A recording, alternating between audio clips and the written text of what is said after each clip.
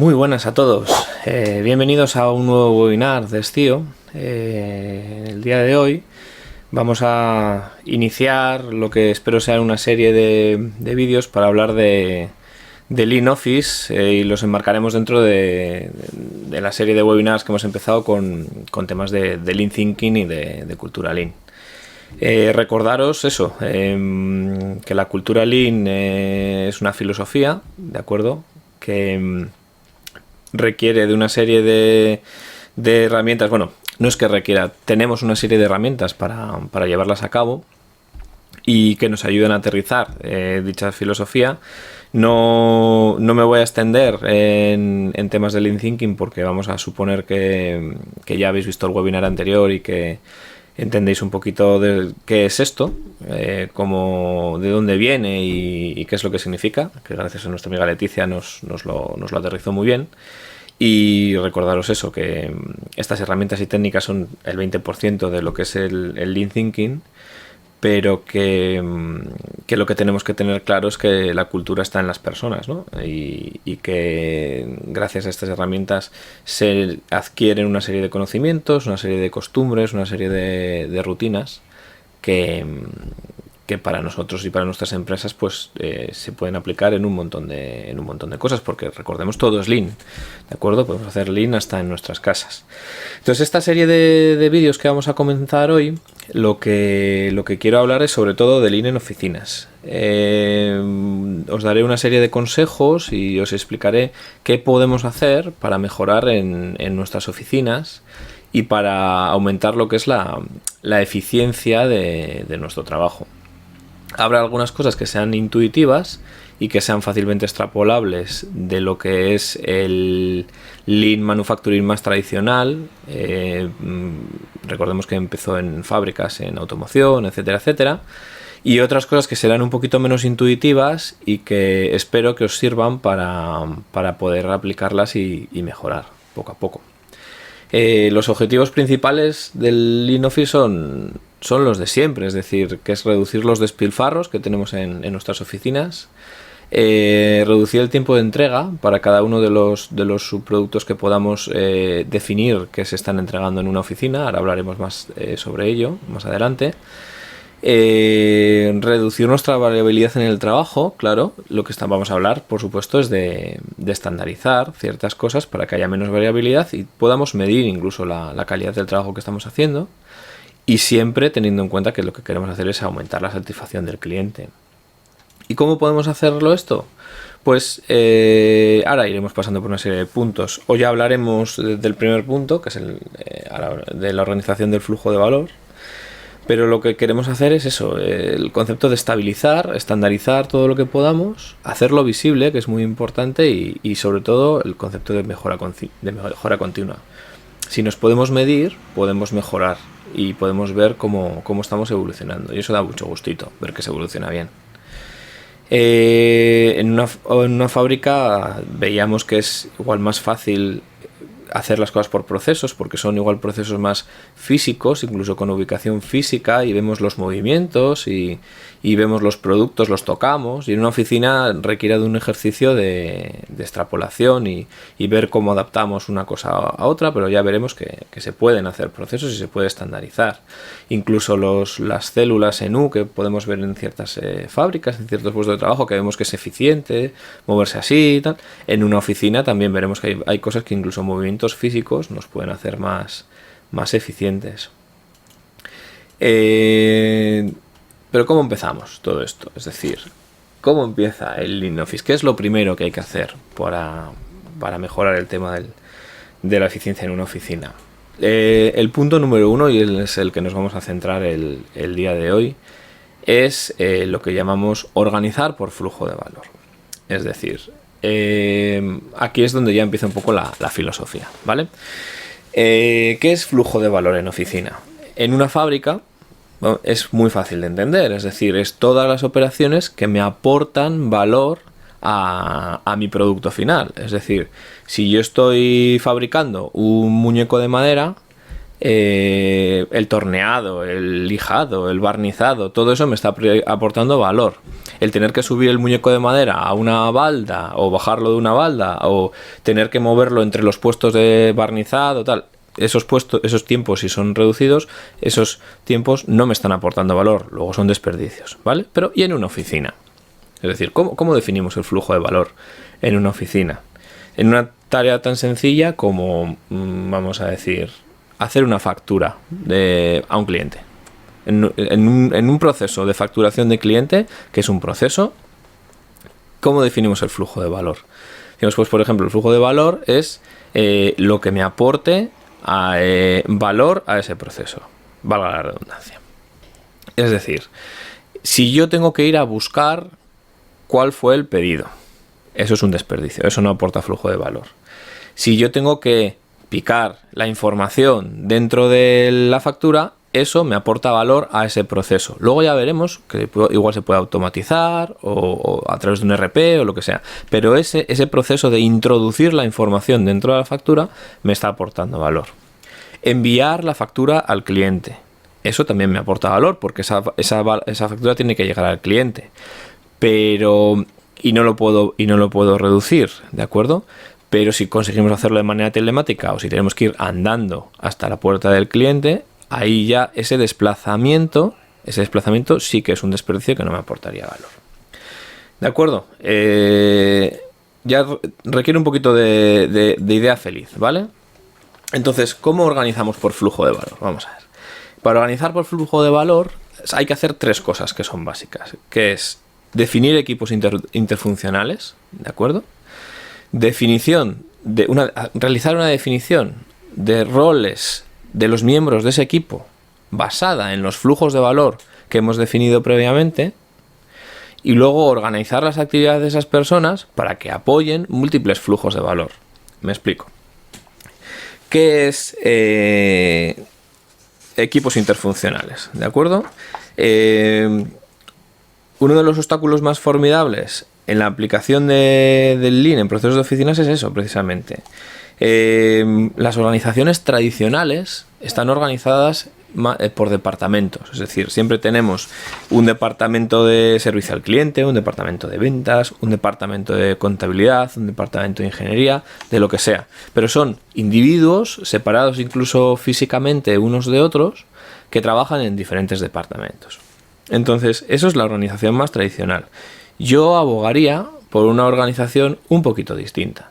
Seguimos teniendo las mismas personas, ¿de acuerdo? Pero no las separemos físicamente, no las diferenciemos en ubicaciones distintas dentro de la fábrica, que no sean mundos distintos, ¿de acuerdo? Que contabilidad y el departamento de ingeniería no sean mundos distintos. Y por tanto que sus responsables no sean gente que está encargada del rendimiento de un único departamento, de unos únicos objetivos. Es decir, que el jefe de contabilidad no se encargue solo de ser el jefe de contabilidad y de encargarse del departamento de contabilidad. El objetivo es optimizar el rendimiento del flujo global. Entonces, en las relaciones y sinergias que se activan, si juntamos a las diferentes personas con las diferentes funcionalidades que tienen, aporta valor, ¿de acuerdo? Y ayuda a mejorar el flujo de valor. Y cada vez hay más organizaciones que están instaurando este tipo de células, ¿de acuerdo? Cada vez hay organizaciones que se organizan así, que realizan células en las que una persona de contabilidad se sienta al lado de una persona de ventas, y a otra al lado del servicio de cliente, y otra al lado de ingeniería. Y además, si las pones a trabajar por proyectos, es más fácil que el proyecto aproveche el valor que se saca de este tipo de sinergias. Además de los proyectos que aportan flujo de valor, hay ciertos procesos o ciertos formas de hacer las cosas que se pueden organizar por procesos que llamaríamos de manera secundaria o procesos de apoyo, ¿de acuerdo? Pues este tipo de procesos, organizar a la gente de esta manera para este tipo de procesos, es decir, viene bien, ¿de acuerdo? O sea, pueden ponerse en marcha equipos interfuncionales en una misma ubicación para realizar estos procesos. y conseguir resultados similares, sin ninguna duda. ¿De acuerdo? Luego, espero que haya quedado claro. Si tenéis alguna duda, podéis dejármelo en los comentarios de ahí abajo y intentaré contestarla. ¿De acuerdo? El segundo punto importante de esto es definir los roles por esos flujos dentro de ese valor. Es decir, se pueden separar las familias de servicios que se realizan dentro de una oficina y hacer como paraguas, por decirlo así. Es decir, paraguas que cubran diferentes servicios. Vamos a ver si me explico. Por ejemplo, una familia puede ser el servicio al cliente, ¿vale? ¿Qué tenemos que hacer en una oficina para lo que se llama servicio al cliente? Cajón desastre, porque parece que todo es servicio al cliente en una oficina, ¿no? Pero bueno, podemos hacer procesamiento de pedidos, podemos hacer problem solving, podemos resolver los problemas del cliente, podemos ver cómo están los estados de los pedidos, podemos hacer seguimiento después de que se le ha entregado el pedido, seguimiento del cliente y tal. Entonces lo que deberíamos de hacer es definir unos roles basados en estos flujos de valor que estamos diciendo, y además que el que, por ejemplo, sea el que resuelve los problemas o y otra persona que haga el seguimiento de los pedidos, esos roles vayan rotando. Porque si rotamos a las personas definidas, o sea, en función de esta definición de los roles, estamos desarrollando lo que llamamos la matriz de skills, la matriz de aptitudes de estas personas. Y además la gente siente que trabaja en algo que es dinámico o más dinámico y que no es un trabajo repetitivo.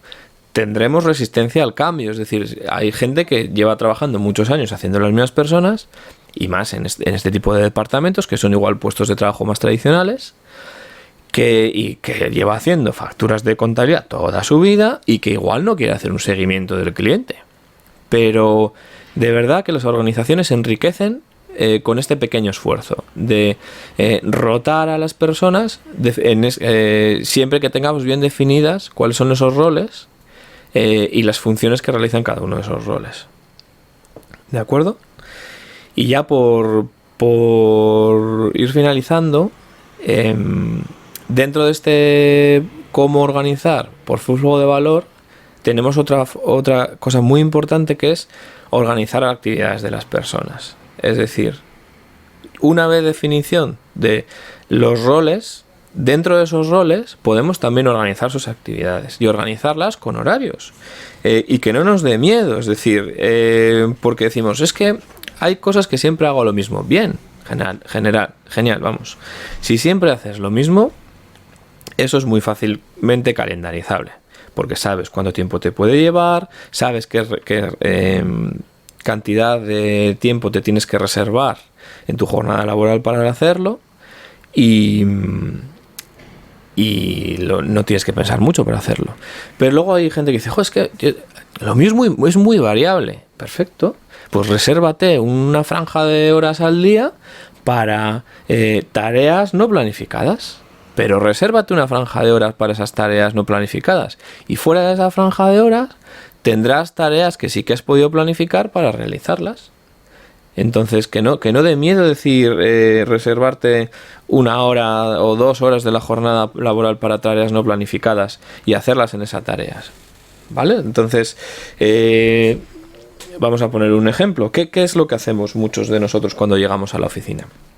Abrimos el ordenador y comprobamos el email. Y hablaremos. Yo no es algo que recomiende, pero bueno. Planifícate, pues venga, 1 hora para revisar los mails, lectura diagonal de emails, y de esa lectura diagonal sacar los 3-4 que sean importantes, vale. Luego, alguien, por ejemplo, que tenga que registrar pedidos en el ordenador, pues venga, 2 horitas de registrar pedidos en el ordenador, y venga, ahí, en esas 2 horas registro pedidos en el ordenador.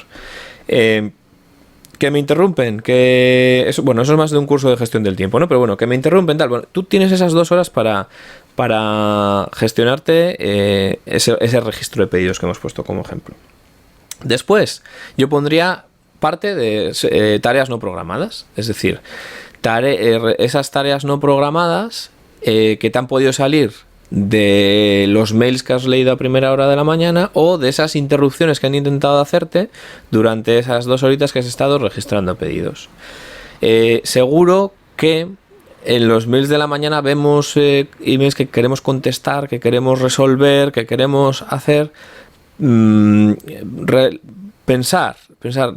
Replantearos a ver si ese mail tan urgente no puede esperar 2 horas a que lo contestes. Y en esas 2 horas de trabajo has estado quitándote trabajo de base que te has podido planificar el día anterior, ese trabajo de base. Luego, después de este tiempo reservado para tareas no programadas, yo lo que recomiendo es otro bloque de trabajo, igual menos, no tanto como 2 horas como el anterior, para también trabajo organizado. Venga, ahora, yo qué sé, pues por ejemplo, vamos a la autorización de devolución de productos, por ejemplo. Puede ser antes has estado registrando pedidos, pues ahora devolución de productos. Y así sucesivamente. Y después de estar media hora haciendo devoluciones de productos, otra media horita para tareas no programadas, porque van saliendo.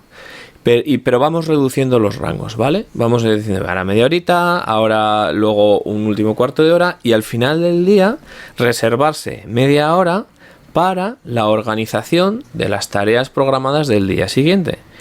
Y es una forma de cerrar un poquito lo que es el ciclo de la organización del flujo de valor. Es decir, partíamos, por resumir un poquito, a ver si se me ha entendido. Partimos por la parte de organizar el flujo de valor en equipos interfuncionales. Dentro de esos equipos interfuncionales, es decir, equipos que hacen toda la cadena de valor del proceso que hayamos definido, definimos unos roles funcionales de las personas dentro de ese equipo basadas en esos flujos de valor que hemos hecho. Y luego, dentro de esos roles, podemos definir las tareas con rangos y también dejándonos dentro de esos rangos espacio a la incertidumbre, que al principio nos da mucho miedo. Según vayamos evolucionando en el tiempo, esos rangos de incertidumbre los podremos hacer cada vez más pequeños. ¿De acuerdo? Pues ya está. Hasta aquí el webinar de hoy. En próximos capítulos, el próximo capítulo empezaremos a hablar de lo que es la estandarización de procesos dentro de la oficina. Será un poquito más amplio, por eso quiero dejarlo esto hoy aquí y bueno, que la buena gestión nos acompañe.